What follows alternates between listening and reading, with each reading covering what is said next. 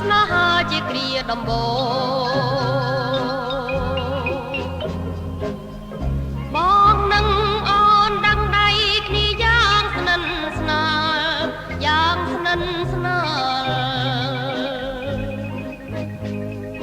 រឿងពីអតីតរឿងពីអតីតឲ្យចិនសងវាយពេកក្រៃពេលវេលាមួយឆ្នាំកន្លងផុតទៅយ៉ាងឆាំរហ័ង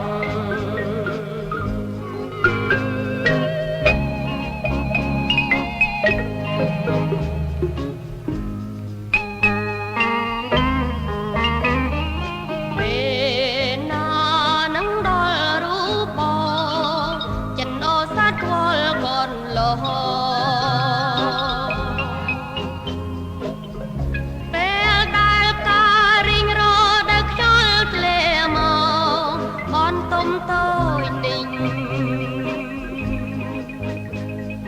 មានអនុស្សាវរីយ៍រាប់មិនណរាប់មិនណទេថ្លៃអើយព្រោះរឿងអតីតគួរឲ្យសង្វាយមួយឆ្នាំកន្លងទៅ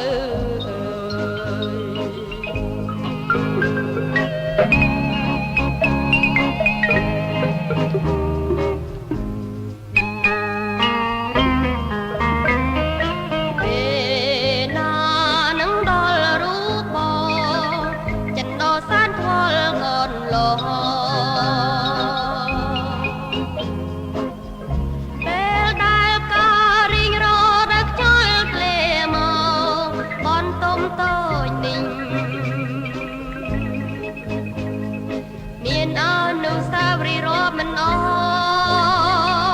រាប់មិនណទេថ្លៃអើយ